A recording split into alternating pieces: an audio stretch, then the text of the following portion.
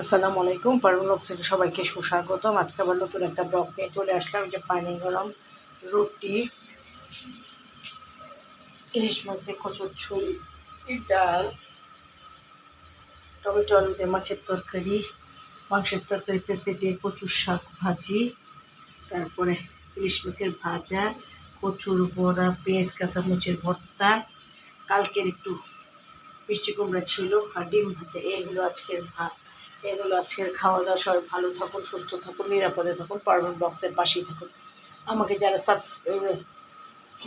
Like comment share দিয়েছে তাদেরকে অসংখ্য ধন্যবাদ। আর যারা এখনও দেন নেই তারা অবশ্যই দিয়ে দেবে। পারিবারিক একটু সমস্যায় ছিলাম, আমার ভাসুর ছেলেটা মারা যাওয়াতে আমি ব্লগ করতে পারিনি। তারপরে আস্তে আস্তে আপনাদের মাঝে ফিরে আসার চেষ্টা করছি। আমি যাই রান্না করি তাই আপনাদের মাঝে শেয়ার করি। এই যে আজকে রুটি,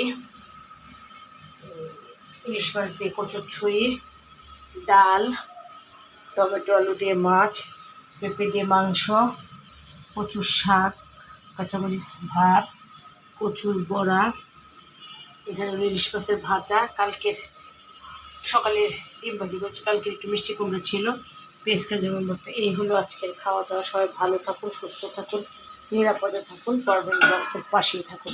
আমার জন্য দোয়া করবেন, আমি আপনাদের জন্য মনে প্রাণে দোয়া করি।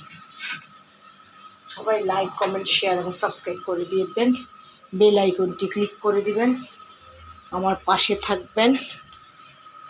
তাহলে আমি এগিয়ে যেতে পারবো। একটু মহিলা হয়ে ঘরে বসে যতটুকু পারি করার চেষ্টা করছি। আপনারাও আমার পাশে থাকবেন, লাইক কমেন্ট শেয়ার করবেন, বেল আইকনটি ক্লিক করে দিবেন। তাহলেই আমার চ্যানেলটা অনেক গ্রো করবে। আপনারা পাশে থাকলেই হলো, তাহলেই হয়ে যাবে। এই পর্যন্তই। সবাই ভালো থাকুন, সুস্থ থাকুন, নিরাপদে থাকুন, পারবেন ব্লগসের পাশে থাকুন। আল্লাহ হাফেজ।